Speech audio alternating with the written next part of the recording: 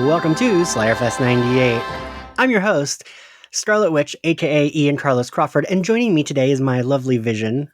Adam Sass, how are you? Hi, good. How are you? It's our second WandaVision episode. I love that you're always making me like the man. Well, let's be real. I got a suit and I'm going to a job. I would be the one at home having a nervous breakdown. Let's be real. Meeting a new person, upsetting their whole reality every second. So we have two fabulous guests with us today. First up, we have the shard of glass lodged in Dottie's hand. Tom Lenk is in the house. Oh my God, Tom Lenk. We are also joined by Wanda's lost lobster, Alex Abad-Santos. Hi, Alex. Oh my God, honored. Honored by the presence. Adam kept joking that Alex's intro sounded like a B-52's. Like it's a B-52, yeah. Really does. Lost Lobster door knocker. Yeah.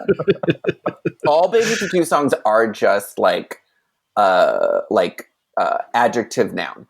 There's just two words and then Yeah, that's true. If you get into the deep cuts of that, it really is. You guys, I have to admit something to you. I've been to multiple B-52s concerts, and they are a joy. I went to two back-to-back at the Hollywood Bowl like 2 years ago. I did one night just drinking alcohol, and then the second night I smoked marijuana, which I don't normally do. And the Hollywood Bowl Orchestra was accompanying them. It was just a life-changing experience. So if anyone ever says a bad thing about the B-52s, they can come to me because I'm here to defend. No, I embrace this. Listen, they picked a vibe, a tone, and a branding, and they stuck with it. They stuck with it. They did. It's timely. It's like 80s, but it's also not. It's a little timely. It's a little futurism. Amen. I mean, as a kid, I just thought they were cool. So I don't know. And we're all F words showing our age right now. Apparently, Kate has like a whole like hotel/motel of Airstreams upstate, right? Yeah, okay, so she's got Kate's Lazy Meadow, which is her which is the little motel that she has, and then she has the trailer park out in the desert here in California. I've researched this many times, so I've got my eyes on them for post-pandemic. Very like maps to the stars homes right now. That's wild. I had no idea. And I assume that's the lead singer we're speaking of. I don't remember their names. God damn you. God damn you, Ian. I'm sorry. Also, there's not a lead singer. They're all the lead singer. There's three. Kate, Cindy, and Fred. They all sing at the same time. They sing lead at the same time. Well, actually, why they're very shouty. Two of them sing and one of them talks. So one of them is enthusiastic because they asked the audience to knock. Rhythm. I love that so much. Did Fred Schneider invent rap? Did he invent rap? That's what I want to know. Yeah, Ian. They didn't ever play the bronze, so you wouldn't know them. Tom doesn't know what that is, Adam. I'm too cool for that. Don't know what that is. I don't know what that is. Listen, I used to be able to. I think there were two B-52 songs that I could sing and play bass on for Rock Band and get 100, and I was very proud of myself. Like, that's a real accomplishment, sir. That's not even a real instrument. I'm deeply ashamed of you right now. Are you going to take this one thing from me? Maybe. I have so little. It's like B-52s and Weezer, because a lot of those songs are like speech singing, and I'm like, ooh, that's my range. I can do that. But for real though, that like Garage Band or Guitar Hero, any of that right now, I would kill for that in this lockdown right now. Yeah. That seems like exactly the type of shit that would really hit. You know, video games would be a good thing to get into during this, but I don't have the attention span for them anymore. Or learn a real musical instrument. Take the time. Take a lesson. How could I possibly, Tom? How could I? I'm just saying. So we're here to talk about WandaVision, episode 3. For this episode, we journey to the 70s. Yeah. Oh, my first note, which I did tell you guys before recording, I forgot that I did want to say this during recording, is my local news interviewed Deborah Jo Rupp this week at some point. And the first question was, oh, did you ever imagine yourself in the MCU? And her answer was, I didn't even know what that was. Dame Joe Rep. Like, she's... It's always best when you don't get the person who, like, knows what they're in. Like, she's hanging with Gwyneth Paltrow right now, being like, I don't know where, what show is that? What did I do that? Did I make it at all? I absolutely love that Gwyneth Paltrow has no idea who Tom Holland is. Stop, I can't. That's like the type of shit I aim for, though, because it's not mean. Right. She genuinely just doesn't give a shit. Like, she's like, oh, that's a cute movie. Was I in that? That's nice. I'm glad I was in it. Like, doesn't give a shit. Ugh. And wasn't it like, who was the other one she didn't know? She didn't know the guy who plays Bucky. Oh my God, Sebastian Stan. Yeah. Just there was that video of her being like, oh, and who's that? And her air assistant was like, you were in a movie with him. And she was like, oh. She didn't know the two ones that all the gays know. Yes. She like knows Chris Evans and Robert Downey Jr. and like end of list. But yeah, so having a new Marvel show is just so nice. I don't know. I don't have a lot of like, I'm not like one for, I usually watch shows that are bingeable. So it's nice. I kind of like having, even though I feel like this show would benefit from a binge, I like having like a weekly thing. Here's my theory though on why they're not letting you binge it. Is because I think it's just a movie that they broke into 10 parts, honestly. A 10-hour movie of Wanda. You know, I mean, I guess it's only 30-minute increments. I don't know. I just feel like after watching the third one, I'm like, yeah, this is kind of a movie that they broke. I don't know. Is that weird? I'm enjoying it. I'm here for it. It's weird. I love it, but also silence you. Yeah. I mean, there's the other argument that the whole MCU is just a bunch of TV episodes smashed together to create one big movie. Correct. Yeah. Mm-hmm. I just love that it's upsetting the Marvel Bros. Like, I love that it's like hitting like these boy lists of like it's the worst thing the Marvels put out. Oh wait, really? Are the straight people mad about it? What's happening? I think the angry boys are angry about it. Yeah. Are they?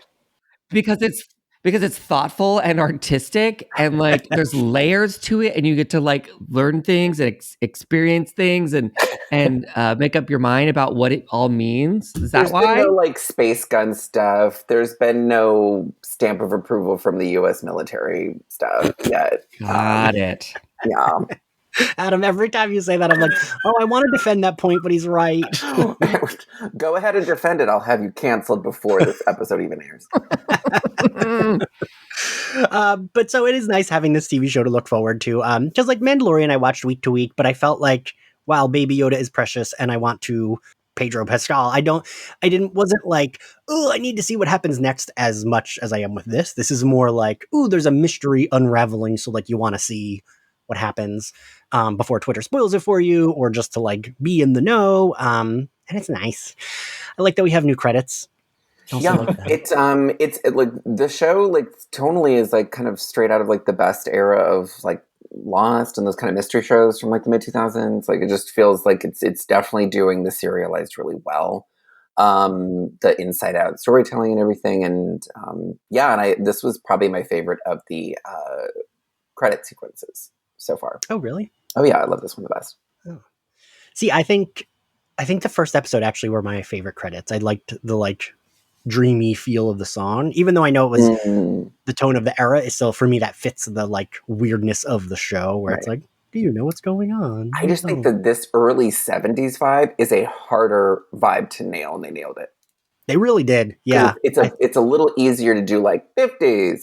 But this one, like to have her in those like Mary Hartman, like pigtails. And then it's like that soft, dreamy early 70s kind of thing that was kind of going on. I think it requires a lot more attention to detail. And I super loved it. Yeah. So Tom or Alex, are either of you like big sitcom buffs?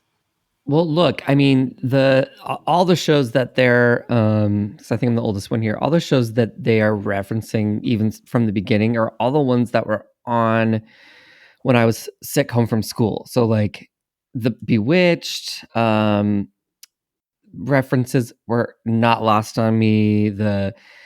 Also the first episode was the set was, straight up Dick Van Dyke meets I Love Lucy.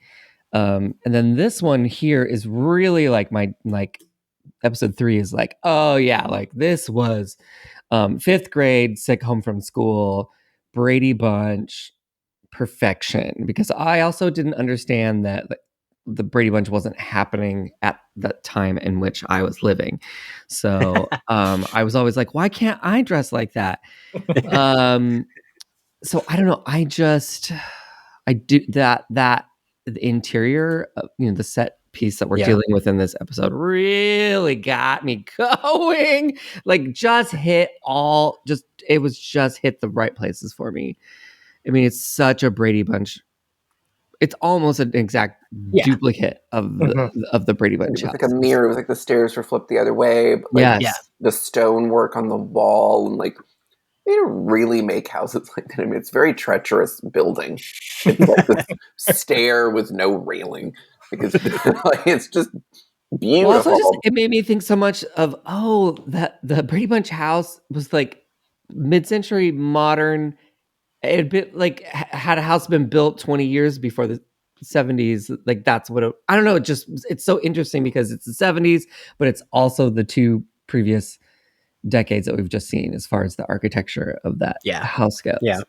Well, and that house is, I mean, as a kid, I always wanted to like live in a house that was that big. Like I thought it would like look so nice but I mean, now it just looks like incredibly dated. And there's something about it because, especially with this being an episode that takes a darker turn, you realize how imposing a lot of that architecture can become.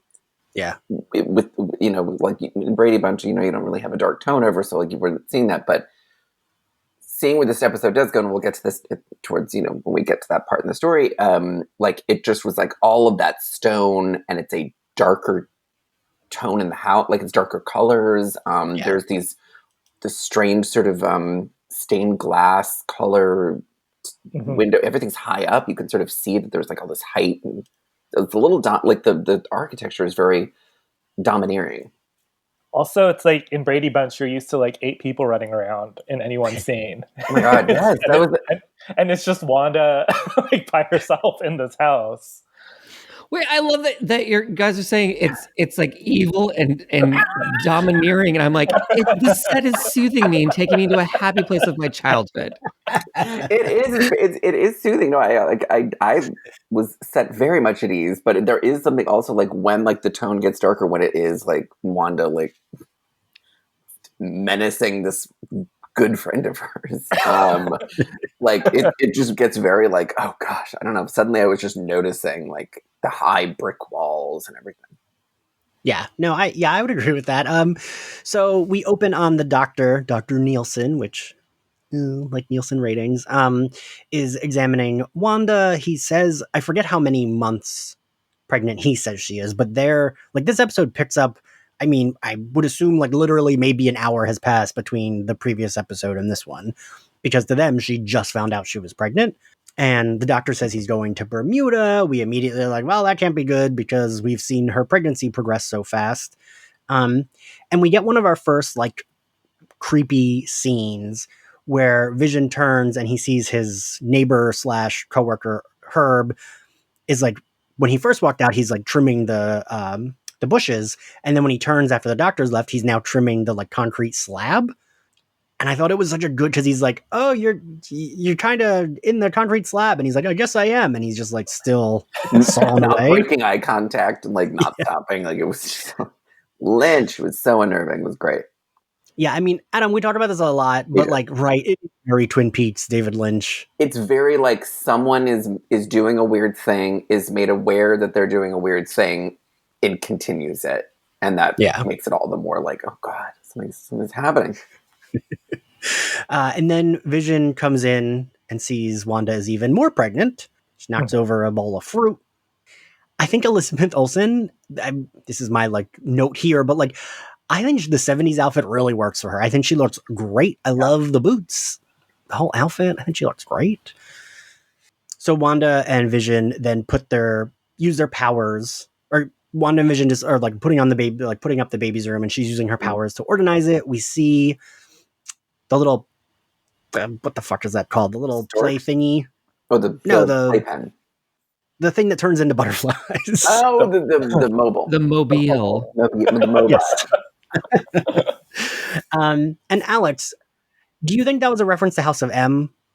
I don't. Well, I think there's a lot of weird stuff going on with her powers because from the MCU, the MCU has been super messy with Wanda. Like, they don't really. They're like, oh, like she has mind control in Ultron, and then that all goes away. Right. To something that's simpler. That's like she can move stuff with her mind, and then but in this third episode, yeah, she turns the stuff into butterflies. But in the first episode too, she's like turning the chicken like back into eggs, and you're just like, what is going on here? I think this is kind of a gift that the show is giving her, where it's like, it's basically saying she has bewitched powers. Like it simplifies it. But also, I dream of genie powers. It's on so many levels. Mm-hmm. Wait, I don't know what I want to say. Keep going. No, but I mean, if you look into comic books, it looks like, and it could be, and depending on where this all goes, like it could be just her powers matching up with stuff in the comic book, where it's more like she's actually has magic, and it's chaos magic, and she sometimes manipulates reality and all that stuff. I mean, purposely, I think for comic book fans, like people like the powers that be WandaVision are putting it in there and being like, wow, we're going to make comic book nerds very happy with this. And then look at Wanda manipulate. What comic book does she appear in? Is there a WandaVision comic book or a Wanda? Like, what is the property that she normally appears in the comic? Like, what comic book is it? Oh, so she's like been in the comics for a really long time, but like the big one that they seem to be referencing is House of M, which came out in 2000. Oh, okay. I didn't even know what that was when you said. Sorry, I'm that person you made fun of earlier. I don't even know what the MCU is. It's fine. You're so honored to be joined by Deborah Jo Rupp here. That's fine. I actually appreciate having someone. In our first episode, we had that where we had Brett White and Stephanie Williams, who like 100% know comics. Like, I know comics, but not as well as like Alex or some other folks. Every time they would give like a long explanation, Adam would be like, "Can you tell me what that is?" I do need the explanation as well, but I was like very happy to let Tom say it and have someone else be the one who's like, I don't understand why. So House of M, what is like, are there other superheroes? Like, who's in it? So basically, everyone's in it. Be my Google. Marvel. Yeah, everyone in Marvel's in it. The X-Men are in it. But the thing in the House of M is Wanda's having a nervous breakdown. Everyone hates her, and she's going crazy. And while she's going crazy, she's just like, "Hey, I'm going to give myself twins. Hey, I'm going to give myself my husband back. Hey, I'm going to like change this entire world." And everyone's like, what do we do about Wanda? And then Emma Frost is like, you know what, we need to put her down because this is crazy, and we know what happened with Jean Grey. And then everyone's like, Emma, why would you do that? Like, but anyway, at the very end, she ends up really fucking the world over and being like, no more mutants. And then there's no more mutants. That basically she changes the entire fabric of reality. And so I don't think they're quite going there because all that stuff isn't there, but the whole like playing with reality and giving herself a new world seems to be in line with House of M. And wait, yeah. Alex, remind me though, but she has, so it's Avengers Disassembled that happens because isn't it like either Wanda did a spell to make herself forget her twins that didn't actually exist, or like they do something so she forgets, but then the Wasp accidentally mentions it to her and that's how she remembers, and then Avengers Disassembled happens? Yeah, there's a whole thing. Like it's it's very, very complicated. Yeah. But there's this whole thing that like, I mean, comic books like have a lot of times where like women are taken over and mind controlled and do bad stuff. And so she did a lot of bad stuff while she was mind controlled. I think Magneto comes and is like, let me take care of her. And like basically like she kills, like, without spoiling too much, she kills some people while she's mind controlled. People are mad at her. They want to protect her, and while they're protecting her, all this bad stuff happens. And so, it's like that really bad trope of just like women go crazy and look at the entire world like go completely crumble around them. And so, yeah, I mean, I think some of it, like now in like the context of like how we deal with like mental illness and grief and everything, is probably a lot better than the way we were talking about it in 2005. Yes, I definitely have faith in at least the MCU's ability not to make it like that. Like, I think we're going somewhere different then, but it's like influenced by House of M. Wouldn't you say, Alex? I think so. I think there's definitely like, if it's not influenced, I think there's definitely clues in there that are just like, hey, this is a giant big flag for comic book fans to, I guess, kind of get giddy over and then like turn all their little fan theories out. Which our first big, Tom, I'm not sure if you know this one actually. Our first like really big moment of that is when they talk about what they want to name their children. They go with she wants Tommy and he wants Billy because she wants to name them after Tom Lenk. Obviously, that's where my brain went. Don't think it didn't. They were speaking to me. It was all about me. I'm a monster. But so those two twins in the comics, those are the twins she gives birth to that end up not being real, but then when she has her breakdown, she creates them and makes them real. And they're like, they appear as the age they would have been. And so one of them is, Billy is gay. He's Wiccan, which is like the big gay superhero that we have in the Marvel Universe who got married in September or August. Wow, we have one whole gay superhero. Wow, they gave us one. We have like four, but he's like the most famous one. And recently, Tommy is also bi, or maybe bi. Yes. Yes. And so Wanda has given us two queer people. Yes. I bet. I also love that Marvel is like, okay, listen, I know we promised gay characters. Here you go, two babies. Two babies. Two gay twins. That's all you get. It happens a lot. It's surprising, like the number of people I have that have that have gay siblings or are gay. Both the twins are gay. It happens. People. Yeah. Who are those ones? Have Lawrence? They do like they're like style. They're twins and they're actors, but they're also like style experts, and they wear glasses and they're very handsome. You guys know who I'm talking about? They'll be like on Rachel Ray doing this stuff. Okay, never mind. Lawrence. I can never tell, like, if it's like that's too far into like boyfriend twin territory that I'm just like, I don't know. Like maybe. Right. Or it'll be something that I confuse, like, oh yeah, the Property Brothers or something. Right. I mean, they kind of look like the Property Brothers. Right. Okay. Well, I've dated a few twins, and at least I think one of them, both brothers were gay. And yeah. I've known a few gay twins. Well, this is the gayest thing Marvel's ever done, so it kind of makes sense that they would be like conceived and rapid birthed in this environment where Catherine Hahn is reigning supreme, and there's the men are twits, and then we just got all these character actresses just zooming around here doing great stuff. So okay, I found it. It's the Zarian brothers, Lawrence Zarian. They're both anyway. Okay, I just had to share that. I just needed to know I was right. Needed to be about Tom again. So they're doing the room. The butterflies come to life. Wanda's using her powers. They paint the stork on the wall. And when they talk about the names, I definitely teared up because I was like, my queer children are going to be here. I was like immediately emotional. You would have thought, I don't know. I'm surprised Ian had a lot of feelings, but I really was like, oh my God. And like just so excited because it really feels like they're putting together the Young Avengers, and like, I don't know, that team is like so fun and queer and so comics folks, they're babies. How do they become adults? Oh, it's very complicated. I was like, I want to see how. I mean, I know we've already established this like pregnancy is super rapid and time is whatever but like whatever.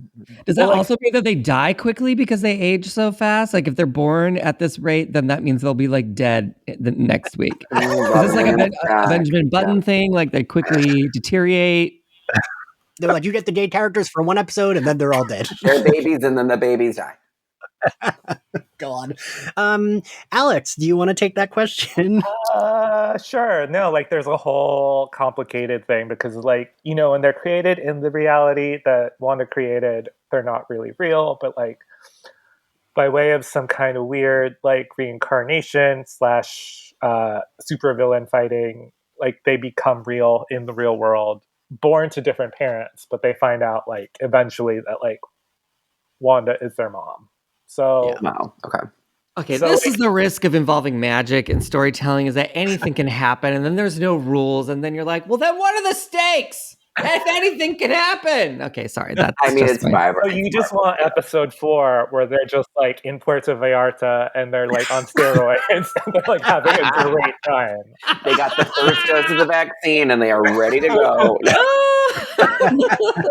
Billy and Tommy making Instagram stories in Puerto Vallarta. We were all quarantined for 2 weeks. We all got tested. We're all in a pod together. Mom is having a nervous breakdown. It's a little difficult right now. God. So I feel like the way that I feel like the way the show's going to do this is that everything's rapidly happening in this universe.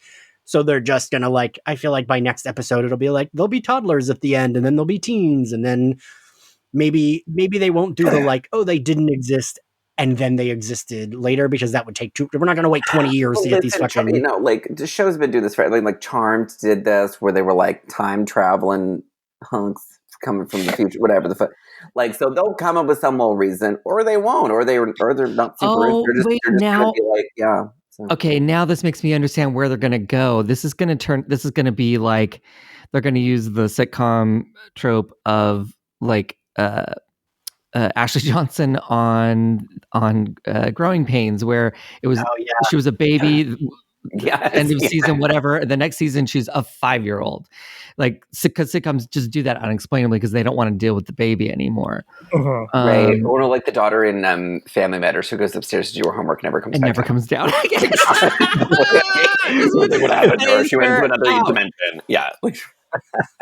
Oh, this is I like that. That's okay. This is cool. This is a cool way to justify. Already churning with some sort of wicked magic a little bit. So you know, I would be into that though, Tom, because I mean that would track for like the sitcom show. I mean, Modern Family even did that, and that was like fairly recently. Like, didn't they like the baby the Mitch and Cam had? Like suddenly one season she was just like 12. I mean, I never watched that show. Sorry. Well, they did that with the Carver twins on Desperate Housewives, where they were like, we're going to do a fast forward. And I swear to God, they were like 7, and then they're like the Carver twins. So, all right. So Vision does the math and is like, oh, you're doing 3 days. Which we learn even his math is off and that it's that day she's actually due. And because of Brett White's recap, we see Vision trying to change the diaper on a doll. I don't know if I didn't catch this reference, but that doll was the doll. It's Kitty Carryall. Mm-hmm. You're Cindy.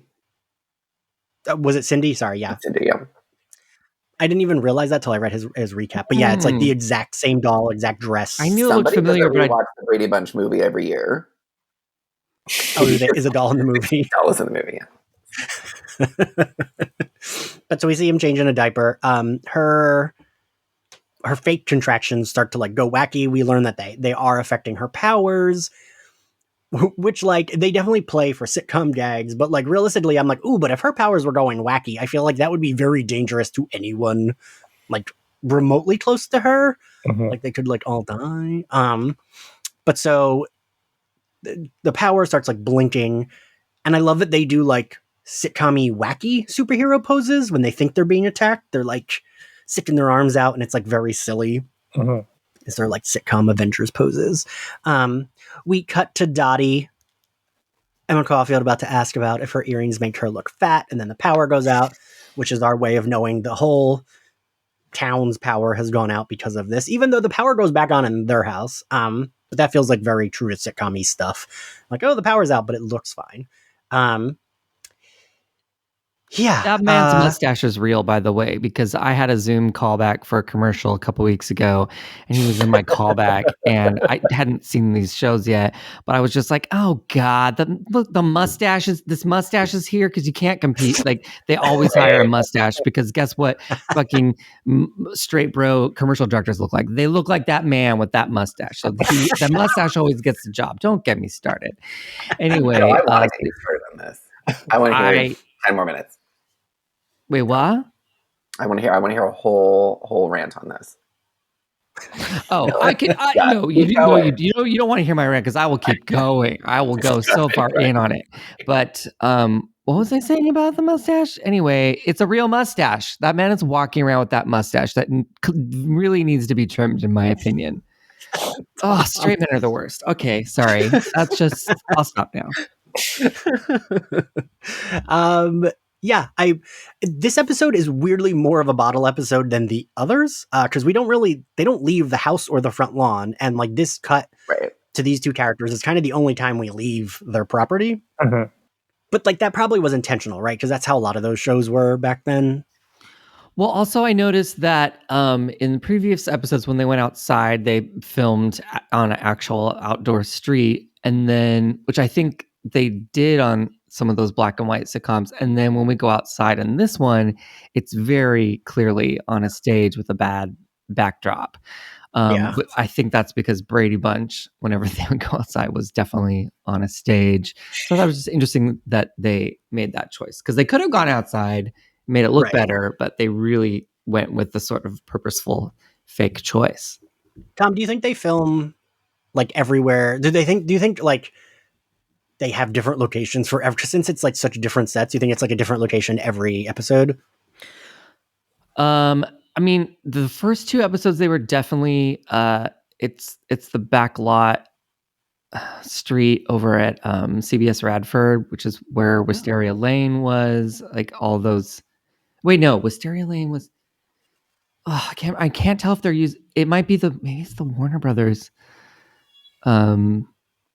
Street. Well, there's a fake street of houses on all these lots, right? Yeah. I'm gonna look that up. I'm gonna have to go. I'm gonna talk to some people. I know some people who know some people, but they definitely were at the Warner Ranch. You know, when they were outside for the magic show. That's like the Gilmore Girls town city. Oh, is it? Yeah, it's it's where they filmed the episode of Hush with the gentleman walking around. Yeah. So that you've seen in a ton of things. So town. So then it was Wisteria Lane because the only thing I knew about Hush was that like that street is the same street from Desperate Housewives. Like they use the same. But it's also weird because they're in two separate places. Oh, really? Yeah, the Warner Ranch is a separate one, and anyway, it's very insider talk, biz talk, people, biz talk. You're so fancy, Tom. The only reason I know these places is I've unsuccessfully auditioned near and around all of these places. I haven't actually filmed on them.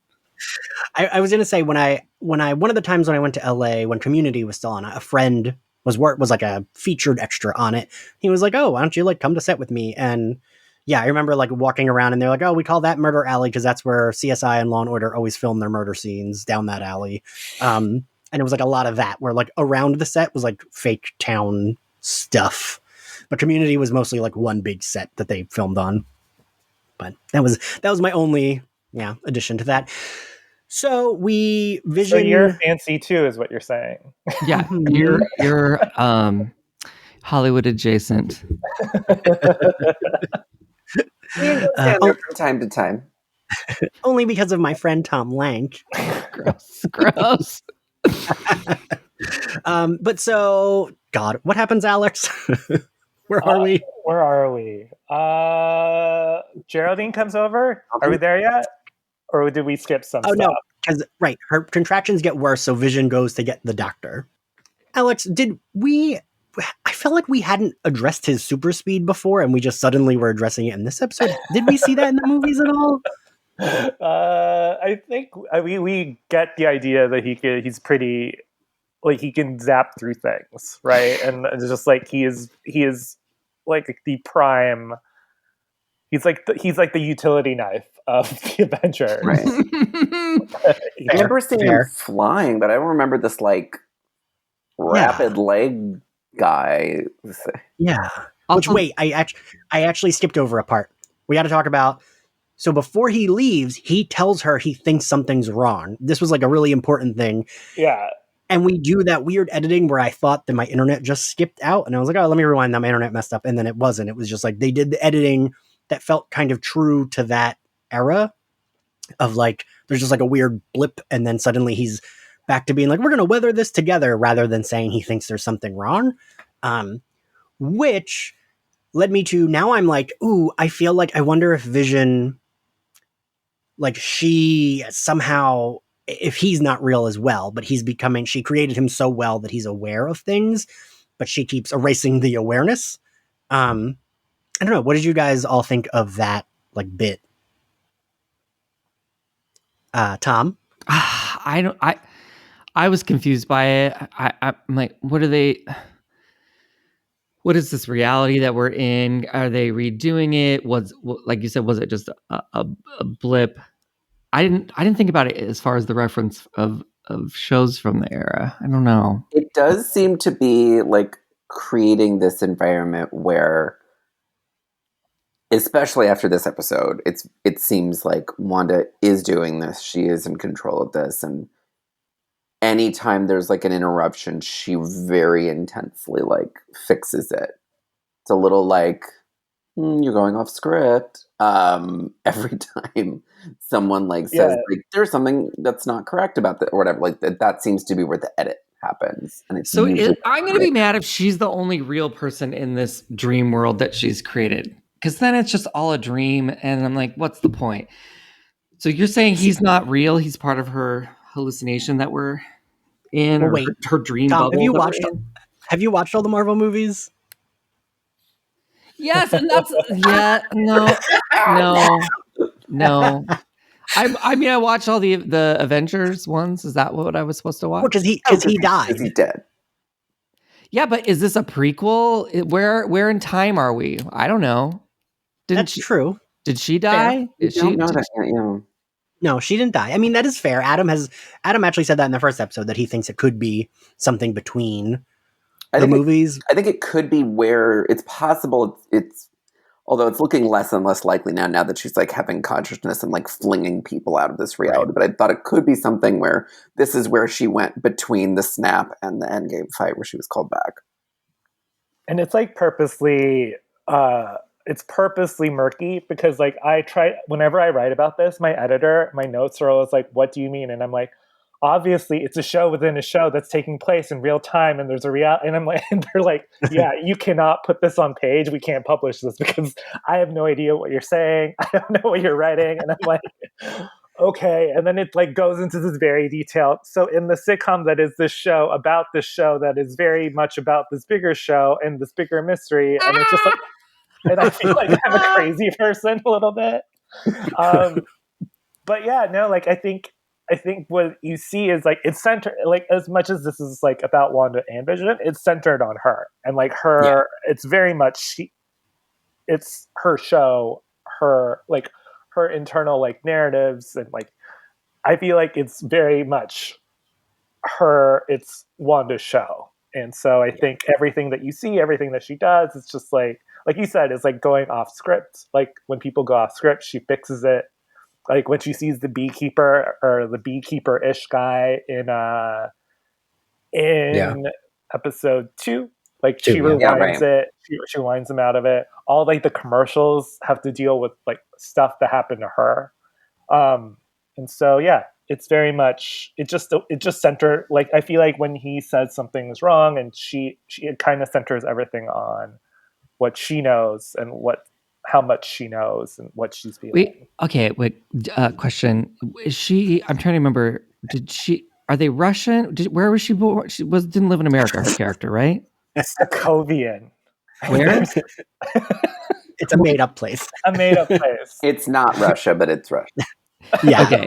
So then that makes me think, like, if this is all sort of happening in her head, like if it's a place like Russia, the person at her age would have grown up with all these shows being shown, and sort of shaping her psyche as a child, even though she's way too young to have seen them initially. So, okay, I'm just putting it all together. I actually Googled her age because I was like, I'm not sure how old Scarlett, like, I'm not sure how old Wanda's supposed to be versus like how old Elizabeth Olsen is. But I think I Googled it, she's 32 or 31, I think.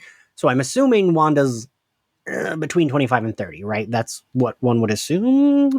Right. So it's not too crazy to think that like someone, I mean, that's not that much younger than us, that someone that age would still like grow up with those reruns at least, or like maybe the like Nick at Night. They had Nick at Night still, right? Yeah, Zirconium. What? It's the name of her country. Zirconium had they had cable, so yeah, Nick at Night.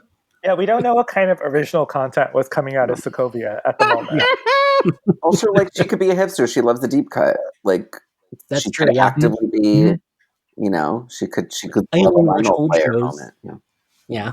All right. So her water breaks, and we see it in the form of like literally it's raining in the house.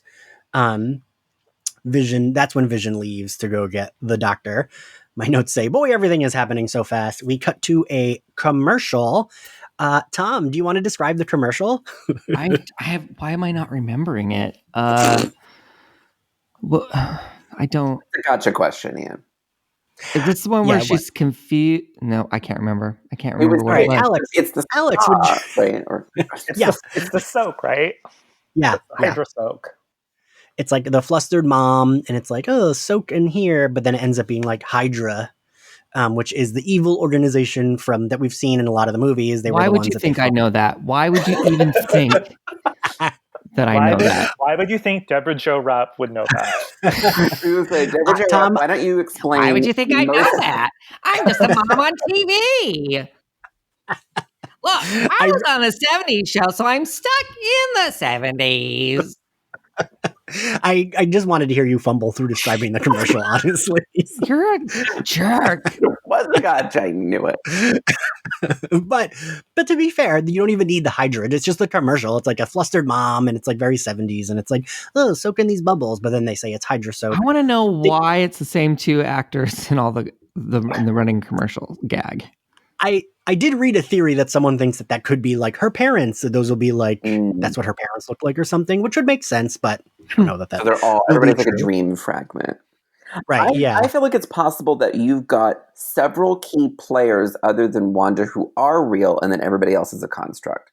Like maybe she's like Agnes, her Dottie, all the people who have had like maybe Deborah, everybody who's had like sort of a come out of it moment, like a disturbed moment, was either like somebody she intentionally drew into this dream world, or she had a power explosion thing and her mind immediately created this place and trapped a bunch of nearby strangers in the world. Could be. Well, I think because what we see happen later to her pal that she tosses out of the bubble or whatever this is, that's physically is actually a person. So, you've got me thinking now. Uh-oh. Like, what does that mean? Like, then what is? I wonder what Dottie is. Okay. You have the insider info, Tom. I don't. I don't have the insider info. I want. So I read a theory that said that like. You said that on purpose. That was a Buffy reference. That actually was not. I have a theory, right? Isn't that a thing? It is, Tom. I'm impressed. Just trying to keep and you from happy. An episode you're not even in, and you got it. Isn't that what her character sings as well? Yes, it is. You know what? I only know that because someone tweeted that at me. I'm sorry. That was a stolen bit. So anyway, there's a theory that all of these like people could have been either like heroes or villains that were like magical superhero, supervillain types, and that they were like either helping Wanda or attacking her, and then she created this pocket reality. And I actually read a theory that like Dottie could be Clea, who is like Clea is Doctor Strange's sometimes girlfriend, right, Alex? I haven't read that theory yet, but maybe, sure, I believe you. But like, I mean, it's just a theory, who knows? But like how like all of them could be like random magical characters from the Marvel comics, and like they got trapped here. And like while the first 2 episodes kind of gave us like strong Agnes, like, oh, is she in control? But now I think like she's also trapped there from this episode. Like they're all just trapped and terrified. Yeah. So whatever. So it starts raining. Vision leaves to get the doctor. We get the commercial. The thing they say in the commercial, which I wanted to point out, is they say when you want to get away but don't want to go anywhere, which then leads me to believe that like she hasn't really, she's creating all this, but she isn't really like, I don't know, she's still like there, right? Everything is happening very fast. You get like a little, you start to get the dread when that's when the neighbor comes in, Geraldine. And I feel like they do a lot of those sitcom-y things really well, but like build it up to be like, ooh, something bad may happen because of these like wacky sitcom antics. She's hiding her pregnant belly. I kept thinking of like Deborah Messing on Will and Grace when she would wear those giant coats. Those coats. Or like, they were like, those coats too. Yeah. Or like they would make like in Kerry Washington in Scandal, like they would make her hold like envelopes or like a giant purse or a pillow or like. I mean, it's classic sitcom hide the pregnancy. I mean, I don't know if no one's going to remember this show, but Out of This World, and it had the lady from Saturday Night Fever in it, and they used all of those gags on her. They put her behind, an island in the kitchen, holding a cereal box, like all of the hiding the stomachs. Does anyone know this sitcom? I love Out of This World. I'm obsessed with it. So this girl, she had powers, and Burt Reynolds was the voice of her alien father on another planet, and she had powers, and she could press pause on time with her fingers. She'd go beep, and she would freeze time. Is Alex the only one? Oh my God. I just Googled a picture. Her dad was in a cube. No, I remember this show now, and I haven't thought about this show. Aaron, I'm having a major flashback right now. I was obsessed with it. No, her boyfriend goes on to be on one of those soap operas. It was so good. Yes. It was some. I even remember the theme song a little about like moonbeams in a jar. Would you like to swing on a star, carry moonbeams home in a jar? Oh, don't make Tom sing. Listeners, do a deep dive on YouTube and watch this show. She had a character named Uncle Beano. Not cool. Not cool. Not cool people. Wow. It ran for the cursed number of 96 episodes. Very Valerie Chairs, very I'm It. It was very also like it would like air. I remember watching that in Small Wonder. Yes. A robot child. Yep. All right, wait. Say the name of that again, because I'm going to look at IMDb right now. Small Wonder. You're not familiar with Small Wonder. Not Small Wonder, asshole. The first show you mentioned. Out of This World. They were on during the same years. But they played on not the main channel. Well, Small Wonder played on Fox 11 here, and Out of This World played on Channel 5, which is like the WB. So I don't know. It was like one of those weird. Oh, they must have been. What's that word? Syndicated. Wait. No, wait. I already Googled this. Small Wonder was a 20th Century Fox property, which means that Vicky the Robot could show up anytime in the MCU. What would you do if in the next episode of WandaVision, Vicky the Robot shows up? I would die! It's just Agnes. It's Catherine Hahn as Vicky the Robot. No. I would love that. Well, maybe in a way, Vision is representing that character. Yes. I don't know. I'm just saying. I will. I can't wait to record this episode when that episode does drop, and then whoever is like a huge Small Wonder stan is just like, I can't believe they recreated the Small Wonder set. The kitchen is identical. I mean, someone will. I mean, please. I mean, I've got my own stupid things that I flip out if I'm like it's gonna be nuts if Mary Kate and Ashley show up for the Full House one. Alex, wasn't it you that just retweeted someone that was like saying that, but was like, "Oh, this should stop"? Because I was like, "No, but I would like that."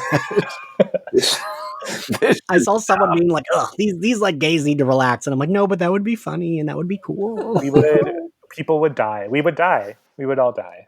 Although I feel like they are like, "No, thank you. What's Marvel? I don't want to do that. I don't know what that is." I feel like they achieved billionaire status and we're now exiting society. So nice, right? Wouldn't that be great? Would love. The dream. Just so you know, I'm currently dressed like an Olsen twin. Like I'm just wrapped in a blanket. So I just thought you should know that. Big coffee. Just a big coffee. I have an Olsen twin story. I ran into one of them once when I was like very drunk at a club. I was going to the ATM and I bumped into a woman who was very tiny and looked like a ghost. And she was like, "Excuse me." And I was like, "Oh, I'm sorry." And like looked at her because she was an Olsen twin. And then I asked the door person. She was like, "Yeah, but don't talk about it. They don't like people to talk to them." And I was like, "All right, got it."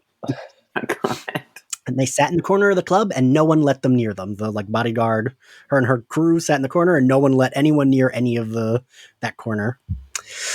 That's my Olsen twin story. So Geraldine is there. We're very stressed because Wanda heard a noise in the nursery, but we don't see what it is. It's a stork that we see later. So she's trying to cover up her pregnancy from Geraldine. And Tom, just so you know, Geraldine is actually She's my Monica Captain Rambeau. Marvel. I know. Somebody told me. I already know. Okay. Now, I was trying to politely explain it. Is the main character. Vision is man. Well, can I say this about Geraldine? I thought it was just really interesting how now that we're in the 70s, Catherine Hahn's character sort of goes away as the best friend character and enter the person of color as in the 70s we're getting more sitcoms dealing with that, with them as the main character, etc. And she also, her personality changed a little bit and she was more bubbly and it was an interesting reflection of what sitcoms were going through at the time. There's a lot more sass. Sure. Yes, like she calls the coat foxy and like is very like the quote unquote black neighbor from like a 70s show, right? Like she would be. It felt like her acting. Tiana Paris is doing some really good acting here because, like you said, she's different in this episode than she was in the prior episode. She's so good. The way she goes back and forth between the like sitcom acting and then like, wait, what? The real? I'm. Where am I? She's so good. Her acting is like. This is like an acting showcase for her and Elizabeth Olsen at the end here, because the back and forth between like, "Oh, we're doing wacky, silly things," and then like someone being like, "Wait, what the fuck?" and like Wanda looking like she's going to murder this woman, and like, so the tension starts building once she gives birth, and I definitely like teared up. But so Geraldine only breaks when she hears the stork. That's her first like break. She actually seems like, "Wait, what was that?" And then Wanda's kind of like, "Oh no, it's nothing, blah, blah, blah, blah, blah." They go into the nursery. Vision finds the doctor. And then Wanda goes into childbirth. Also, it was interesting how they gave birth behind the couch. Yeah. The way they would on one of the shows at the time. We can't possibly show any of this. Did anyone else at this point? I kept thinking, can we get rid of the laugh track, please? I'm done with it. I'm just done with it. I do hate a laugh track. I like hate them. And it's so fake. I want it to go away because I get it. We're in a sitcom world. You don't have to keep like. I understand that. We don't need the. Yeah. Well, I think they actually did film. I don't know if this episode was, but I know the first episode was filmed in front of a live studio audience. Wait, what? What? Yes, they did. That is one of the things they keep selling about this show. Is like, did you know that the first episode was filmed in front of a live studio audience? And then when I'm like, when did this happen? Was this during COVID? And they were like, did you know that the first episode was filmed in front of a studio audience? Well, maybe that explains something because I know Elizabeth Olsen, the first episode, I couldn't tell if she was making a choice of being kind of bad at sitcom acting. I don't mean to say that, but like she was just a little stiff, and she warmed up more in the other episodes, which would make sense if the live audience was there. It just felt like you're watching someone doing a play for the first time in a way that she didn't have in the other episodes. So only the first one, though? It's only just the first one. Like, it's because it does also feel like I did feel that stiffness a little bit because it's the first kind of scene you see. And I do feel like everybody found their groove later on. But I feel like even that first scene in the kitchen, it's also like written a little stiff. Like it's maybe not super grasping. Yeah. What was, because like I Love Lucy and Dick Van Dyke, like they're all like legit great, funny shows. Well, also when you have Catherine Hahn come in and wipe the floor with her sitcom acting, it was like, she knows how to be on a sitcom. And this person doesn't. But that's the other. I just couldn't tell if it was a choice. Well, it's also like, because the tone of it's supposed to be like, look at how unnatural these two people are. So it kind of, I feel like pads like kind of like stiff acting if they wanted to. Yeah. Do you know what I mean? Like it's like, oh, well, since it's supposed to be unnatural, she's supposed to be unnatural. I mean, you're going to have a moment where it's unnatural, but you can't tell if that's like the tone of like the way this whole thing is supposed to be going, or if it was just a bad joke. I think it was just a bad joke because like if it was an intentional choice, then I feel like that would have continued in some form. But like it's almost immediately more relaxed and lived in, and it stays that way. Yeah, I would agree with that. Yeah. But so I thought Geraldine has a really good where she like, they do very like 70s effects, right? It's like raining, but then it's like, oh, the paintings are just spinning on the wall. And I like that and like the vacuum cleaner is moving. And I like that she does notice it and just is like, I'm sure there's a logical explanation for all of this as she's like running around to like help Wanda. And I don't know if you all noticed this. Like I was waiting for her to be ejected from the town because like the scene of her being ejected in that outfit was in the like every trailer. That was like her scene in the trailer. So I kept being like nervous. In my brain, I thought maybe because her powers were going so like wacky because of the contractions that maybe when, the baby popped out, it would like throw Geraldine out of the universe, like by accident. I wasn't thinking it would be like, oh, Wanda ejects her on purpose because she's fucking pissed, which I do like better.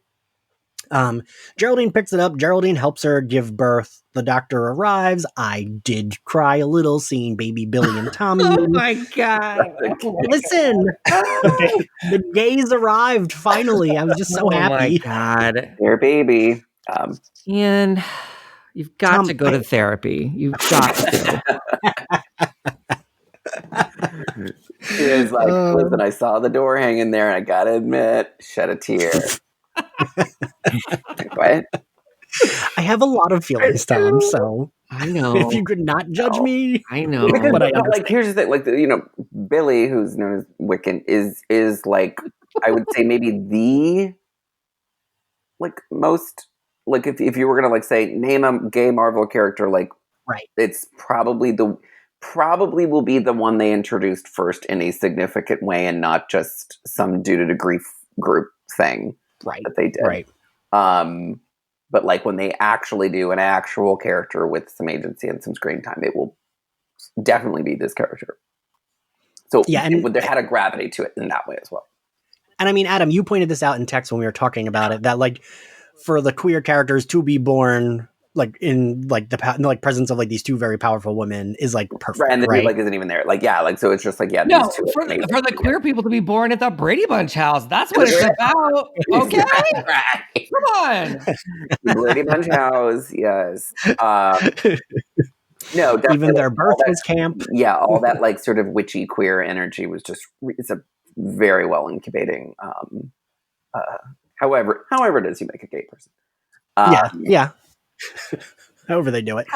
But so the doctor then says everything's fine. I thought it was very cute when she's like, oh, I want the baby to see your real face. And then the way they screamed at each other, I felt like I've seen that exact bit on like a Brady Bunch before. Like he's holding the baby and she starts screaming and then he just screams back. That felt like very much a bit I've seen on one of those old sitcoms. But so she gives birth. Dr. Nielsen tells Geraldine she would make a good nurse, which I'm not sure is like, I mean, she was ejected. So I was like, oh, maybe she'll be a nurse on the next episode because she was just talking about her temp job. That was a story she was telling Wanda. But so he escorts Dr. Nielsen out, and then we get the dread, right? We get our first like big moment of dread where the doctor's like, well, I don't think I'm going to be going on vacation because you can't leave this town. And that's kind of it. There's no like explanation. And he sees Catherine Hahn. He sees Agnes and Herb talking by the wall that he had cut through. And this is the first time we hear them talking about what's going on. And we've never seen these characters talking like this. Mm-hmm. Yeah, Alex, what do you think of this part? Well, it's like creepy, right? Because she says something like, "Oh, Geraldine's still in the house," and you're just like, "Well, what's wrong with the house?" Yeah, and she's in there with Wanda by herself, and you're like, "What is wrong with being with Wanda by herself?" And Agnes is also goes into I think they jump back and forth, but she's just like, Geraldine isn't like us, and it just makes you wonder. I mean, that raises the question of like who Geraldine is. And why isn't she like everyone else? And what does that make everyone else, right? Yeah. This little scene turned into a Meisner exercise, which is like, for those of you who haven't taken a Meisner class, it's like where you do repetition and you say, she's in the house. She's in the house. She's in the house. She's in the house. She's in there. She's in. Should we tell him? We shouldn't tell him. We should tell him. We shouldn't. So it took me out a little bit. I'm like, I get it. You guys are aliens from another place, or you're human, and she's not. I get it. I liked it. I liked it. That's like, also, I mean, I know we already said this, but Catherine Hahn is just so fucking good. How she's like goes from worried to like, and then smiling and like twirling her shoulders, like, all right, well, see you later, and just like zooms out of the scene. She like gets on a bike, right? She's just like, bye. She does a full like ding ding with the bell and she smiles. I love it. And so like he's having this conversation while Geraldine and Wanda are talking, and they're looking at the twins.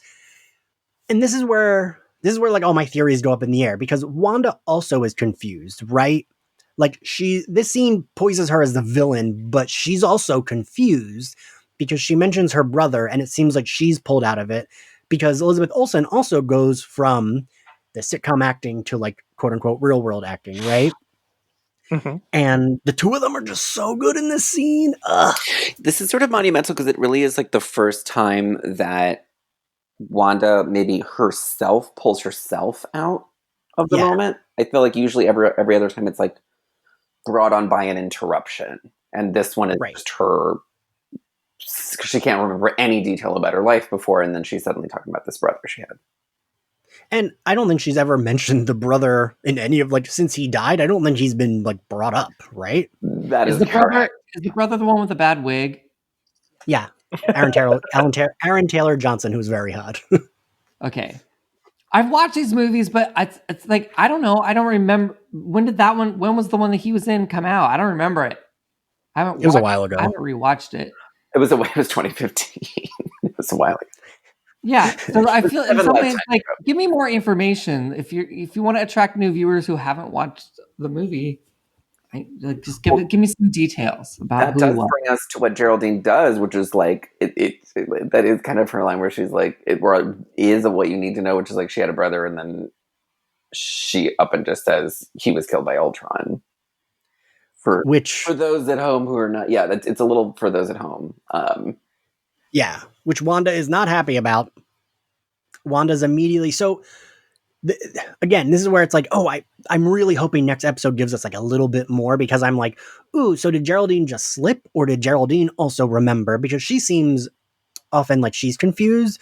So I wasn't sure if like that was her slipping, that was her trying to get through to Wanda, or it was her confused and like the Wanda mentioning Pietro made her remember something, right? What this feels like to me, if I was world building this feels to me like it feels like a world where people either knowingly or unknowingly enter, like, hey, we're gonna, like, almost like they know, like, Wanda is inside this sort of dream place, and then Monica's like, okay, I'm gonna go in after her, I'm gonna whatever, if that's the thing, she's like, okay, I'm gonna go in after her, and maybe someone warns her, just like, you're gonna, like, as soon as you get in there, you're gonna forget why you were there. but that's like the only way to do it. It's kind of a thing where there is sort of a spell that kind of comes over the place once you enter, and you do have to sort of like figure it out once you get inside, because you do like there's like some sort of identity spell thing. It's like that. Did you see that horror movie with Natalie Portman a couple years ago, where they go in the bubble to find the thing? Annihilation. Annihilation. I never saw it, but oh my god, I almost threw up it got so gory. I almost barfed at the theater. It's gross. It was so gross. Sorry. Really? I thought that would just be like a kind of sci-fi, but not like actually horror. Just like maybe there's a monster. It's like body horror, yeah, because it's like body stuff. Like it's like the alien entity is like sort of like changes your body. Like it kind of gets in there and like kind of fucks with your DNA. Like it's a little grody in that way. All right. Well, so sorry. That's fine. So she mentions Pietro. The acting they're both doing is just so fucking good in this scene. Because I mean, Tom, you are an actor. That actually is kind of hard to do, right? I would imagine the like shifting of. Oh, I'm so great at so many things that it would be simple for me. No, you are correct. Like chef's kiss to that acting. Because also you're in a crate. You've got bright blue eyeshadow on and a crazy blue pantsuit. And like you're doing this just such subtle film real acting. I don't know, they're great. They know what they're doing.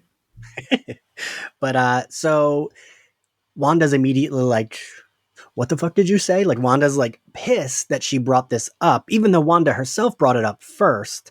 And then Wanda notices her charm on her necklace. Wanda notices Geraldine's charm on her necklace, which, Alex, is the sword emblem, correct? That is correct. Yes. And so wait, I feel like I was just a cross necklace. Don't worry, I'm gonna explain what that is, Tom.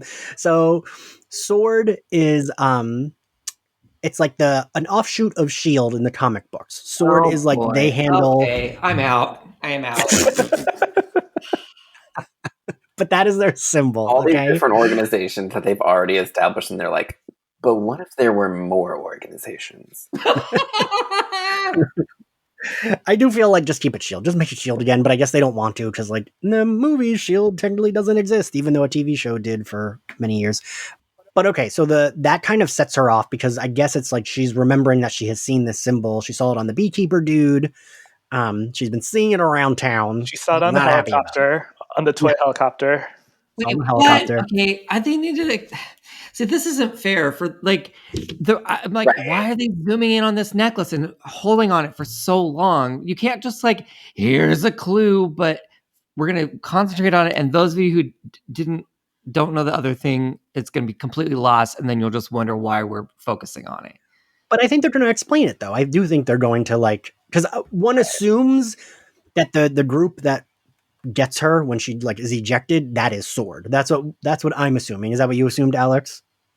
Yes. Right? I think so, because you're just like, it doesn't seem hostile. It seems like they were just waiting for it, and like everything will kind of mobilize really quick, versus like she was just spat out and like, oh, like I don't know. I kind of feel like there was happen.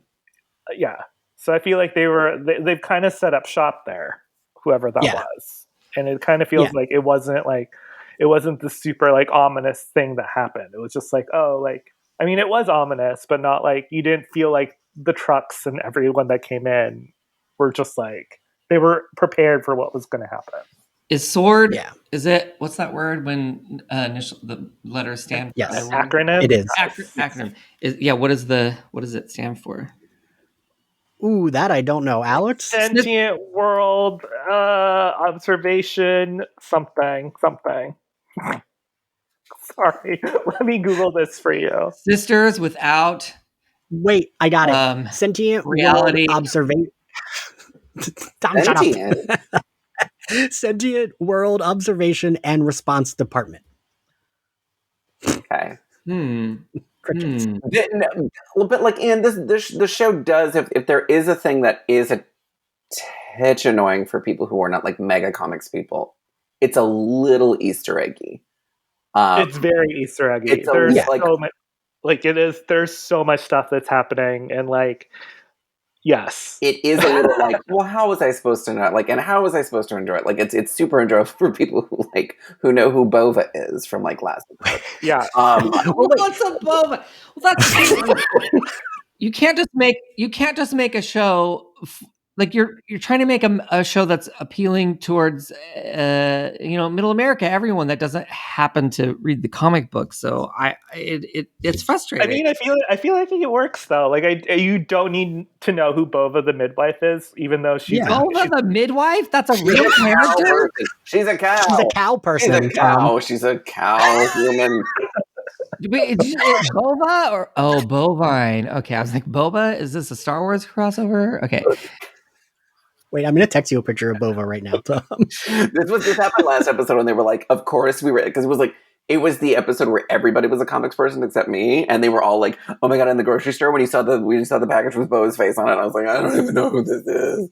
I'm watching the show. Okay, I'm going to take my anger back because I feel like it still works. You don't need all the Easter eggs to make the story work. You're giving stuff for people to enjoy who know the thing, and also providing mystery for those of us who don't. I mean, that I will say overall, it's such an interesting show because it doesn't explain itself, and it just, compared to the other to the movies and the other comic book things, it's very thoughtful and artistic, and there's so many layers. So I am, as a non-comics person, I am enjoying it. But once you know who Bova the midwife is, it just becomes that. This is scary. This is a midwife.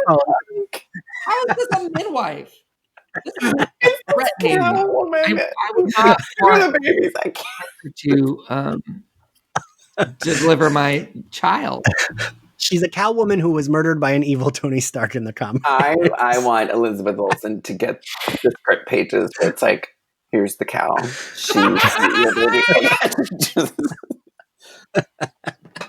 She's going over to like, she's seeing the Olsen twins for Thanksgiving, and they're like, hey, how's that show going? And she's like, there's a cow, a woman. And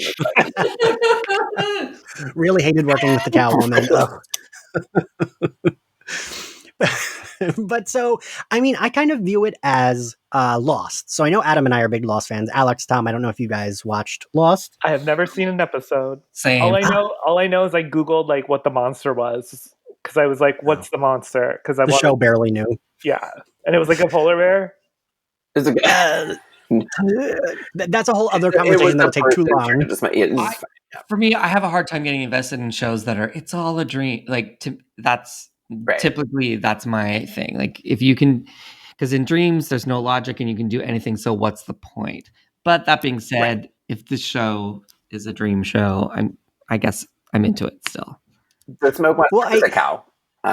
Yeah, except for the cow.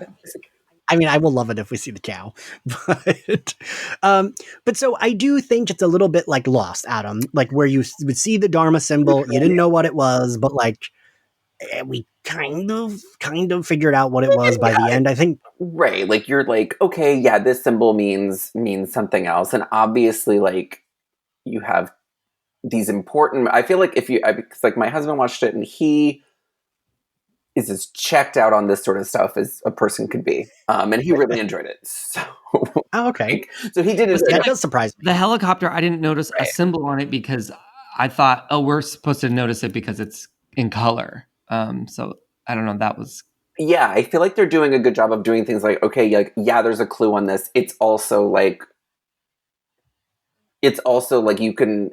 It's for those at home. It's like, oh, it's in color and it's in black and white. Something's wrong. Or, oh, she's suddenly angry at her. Like she's one of those ladies in Target who just got told to put their mask over their nose. And she's like suddenly turning on this woman.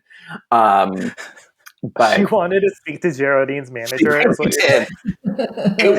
It was very white feminism to be like, oh my God, just give me my babies. Oh my God, thank you so much. Wait, what did you say to me? Wait, what? No, I want to know though, like, what do you guys think it was? Is she pissed that like someone remembers and made her remember, or is she like pissed that like I think it's going off script. I think she like went the furthest off script. Where before there was just sort of these weird, like, what's going on, huh? Like, and then this is someone who's literally saying full exposition. Yeah. And like, don't fucking do that. Do not remind me of these very key names. They're only supposed to come through in little commercial Easter eggs. Is Wanda... So Wanda is not aware that she's in a world of her own making, or is she? Well, that's like the mystery, right? I go back and forth because this made it feel like maybe she does because she ejects this woman, and like when she did the rewind, when she's like, no, and then just rewinds the thing and it doesn't happen. But also I feel like maybe she's being controlled. I don't know. What do you think? I think she's got some sort of magical high off of this, and she's having these moments of lucidity, but otherwise is tripping. That's it. And why though? And why? What sent her into this state?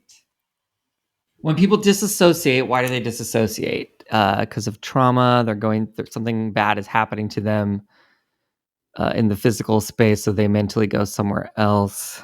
I mean, she's the only Avenger that has like major loss. I mean, like, yeah, people like died on Sokovia, and like people like died like all these, but like Captain America got back with his girlfriend at the end.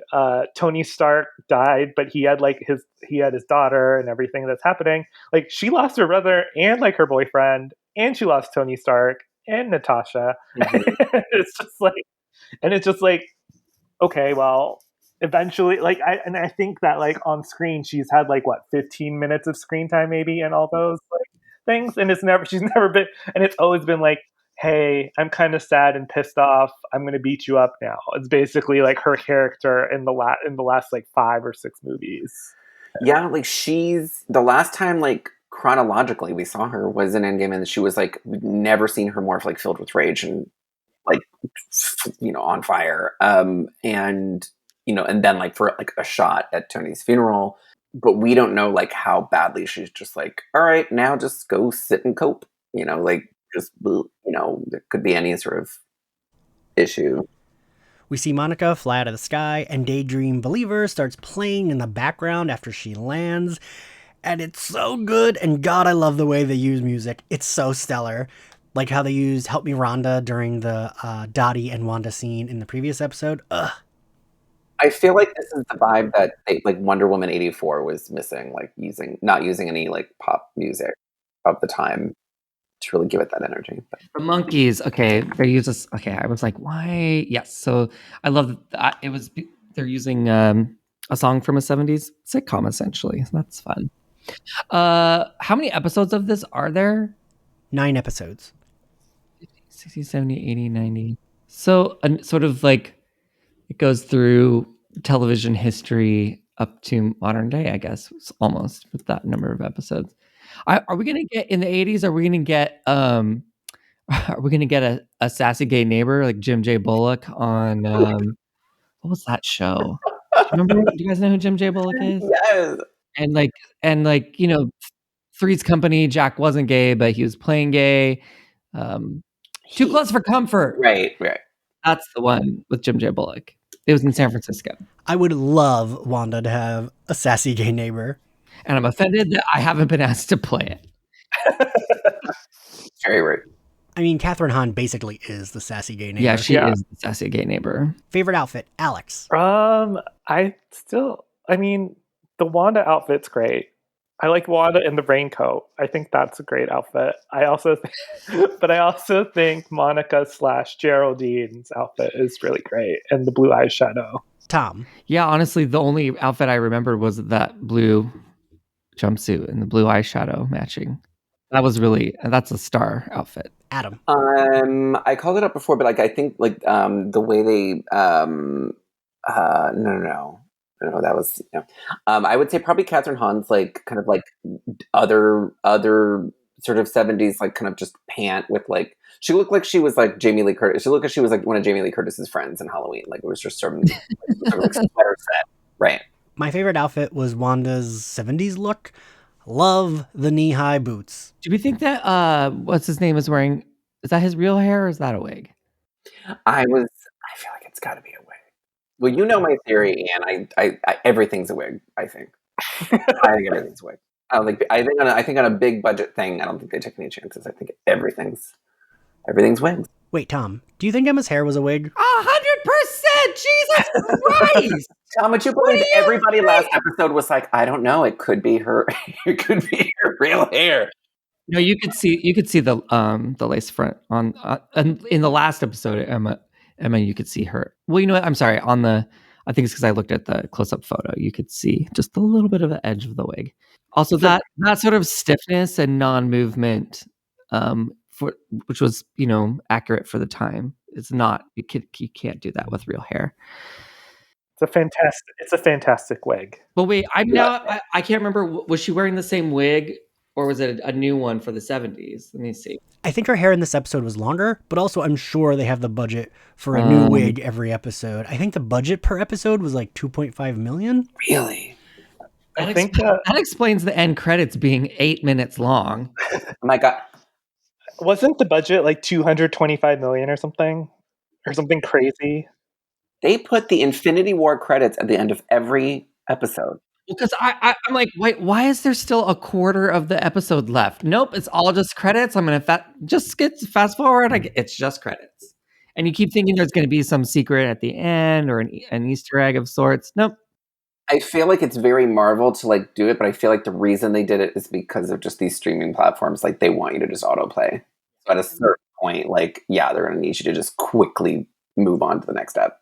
I think it's also because they're not, they're having to show everyone that worked on the whole thing for every episode, even though they didn't necessarily work on this episode because it was all filmed they didn't film in like episode sequence the way shows have done in the past. Although I would love to see like a full modern day VFX team end credit done in the style of a sitcom credit, like just have it just last forever. I would like them. I'd like to see them all turn to the camera, right? Like animator number 1. Right. 50 people. Okay, favorite scene, Adam. There was a lot in this one, but I would say probably favorite scene was God, I feel like we're all gonna say this one, but like I mean it was that cross-cutting between Vision outside and what I'm going to say. Favorite scene. Loved the sort of Lynchian moment of Herb cutting through the fence, the stone fence, being told he's cutting through the stone fence, and him going, "How about that?" Like just like completely like not aware of it, just like, how about that? Yeah, just very like that's another kind of lost thing where it was just someone acting completely out of their head. Alex. The stork. You fell for the stork bed? I feel like any kind of television show could add like a CGI stork, and I'd be like, yes, you made it better. I think any show would benefit from a CGI stork. Tom. I just loved the interactions between Geraldine / Monica and Wanda. Those really were it for me. My favorite scene was that end with Monica and Wanda because, God, the acting was so good. Grade, Alex. I think it is the best episode of what we've seen so far. So graded on itself, I think like A. I'll second that. I'm going to say A+. And I second Adam's grade. Thank you all for listening. Thank you all for joining us. If you like Slayerfest 98, you can find us on Apple Podcasts, Spotify, YouTube, and anywhere else you get your podcasts. If you want to follow us on social media, you can find us at SlayerFestX98. If you want to support the podcast, you can subscribe to our Patreon, where you get Patreon-exclusive episodes, access to our Facebook group, and more, and it's all appreciated. And if you want to follow me on social media, I am at IanXCarlos. Tom, where can everyone find you? At Tommy Lenk on Instagram or at Tom Lenk on Twitter.